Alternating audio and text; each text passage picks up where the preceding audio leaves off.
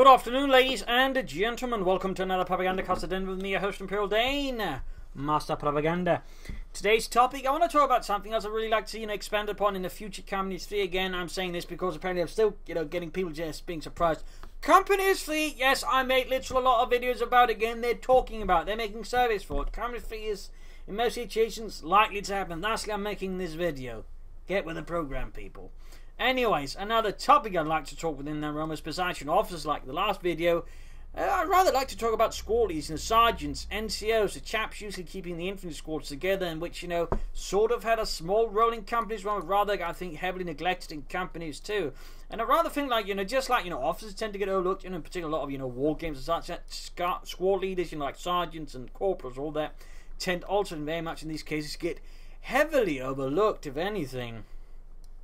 So, that's also an area I think I'd like to see really companies 3 expand upon. Again, you want to talk about the visceral elements, but also the infantry elements, the human elements.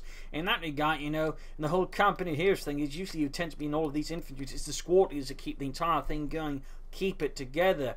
And lastly, doing more within that realm, I think you'd also do a lot for the gang. The first game, which really had this like there, it's just basically just different chaps with the, usually slightly different weapons. Either better or worse, but they're usually an element there. They sort of formed up around the squad. The squad formed around them more specifically. They sort of did stuff. That was kind of neat. That was kind of cool.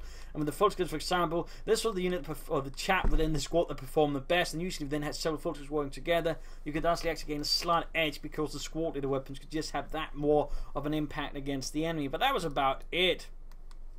And I'd like to see companies 3 down the road do more with this, take the squad leaders into more of an actual role within the game, besides just giving them more unique models so they actually stand out, have them do more, have them play a more pivotal role in a sense there for the squad. Make them perhaps harder to kill and just have them, being bringable back in a sense, So rather than just, constantly replacing squads, you might just, the NCO might get, put out for some time and then you sort of get them back with a fresh squad, for example. That way there might be some degree of carrier, not so much for the entire squad but for the squad leader, that way sort of creating a slight sense of permanence throughout the game, so that way also, which also could be a way of sort of slightly help mitigating squad wipes as the fight goes on. Obviously, you maybe then have like 2 systems, one for the infantry squad itself, one for the sergeant, but the sergeant then can sort of affect the rest of the infantry squad. Obviously, if you then lose the squad leader's brought back somehow, again, tougher than the average boss.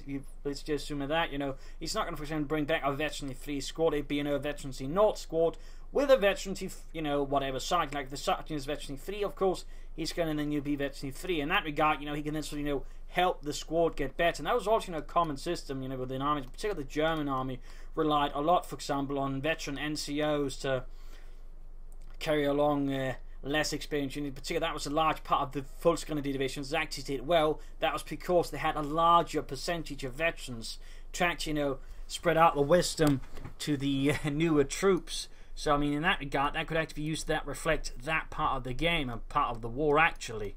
In particular for the Germans, would then, of course, be even more reliant on it.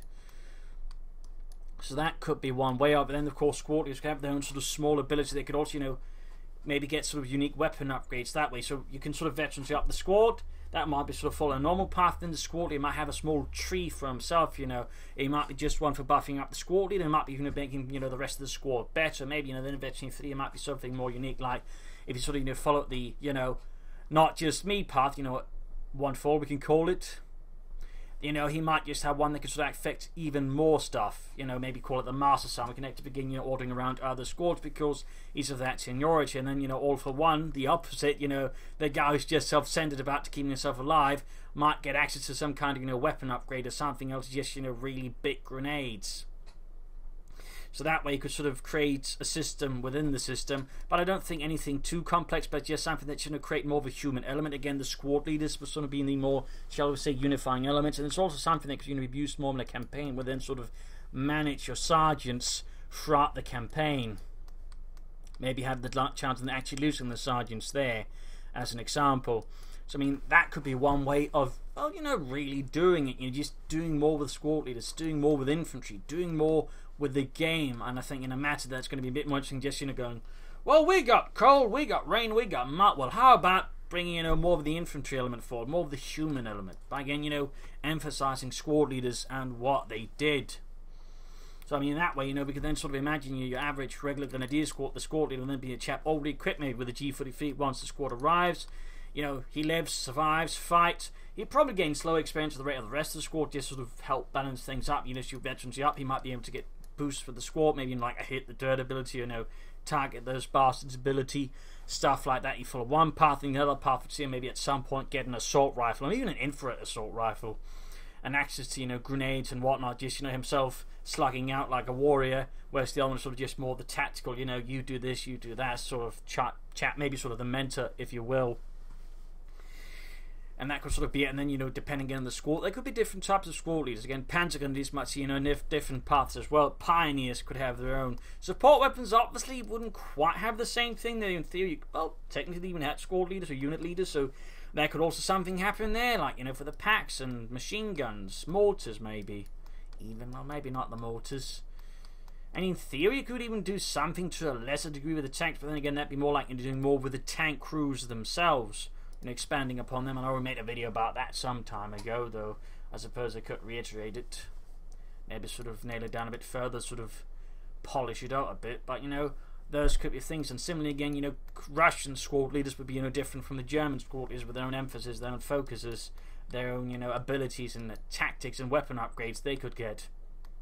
So that way, squad leaders could also, you know, be used to sort of emphasize the differences between the different armies. So again, similar to that, I think, you know, just adding officers and doing more with them on a regular basis, more consistent basis, I think there are lots of the game. I really think just doing more with squad leaders would, I think, be a huge boost to the game. And again, for a game called Company Heroes, I really think, you know, if you really want to emphasize the whole company and, well, heroes part there, again, I really think it's the squad leaders they need to look to. Like, they are really, you know, the overlooked, you know, unsung heroes in a lot of things, and really, I think, carried a lot of weight throughout a lot of battles. So I think, you know, to have them really sort of been brought to the fore in Company 3 would be the right choice, and I think even one of the best choices they could actually make if once they get around to Company 3, personally.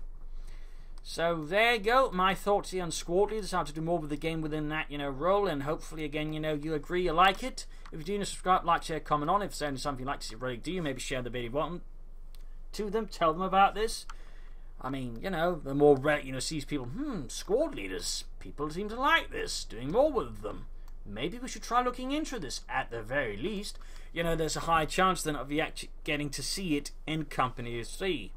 So, I mean, you know, that's my hope anyways, and of course why I make these videos, you know, sort of, you know, get them out there, get people talking about it, maybe somehow see that, you know, snail its way up to Relic and stuff happen from there on. So, thank you all for joining in. I hope you enjoyed this video. If you did, you know, subscribe, like, share, comment on it, share with everyone. Of course, sound off your own what you think about squad leaders in the comment section. And if you'd like me to do consider donating or pledging on Patreon. That would help me out a ton. So thank you all, and see you all another time for another video. Cheers.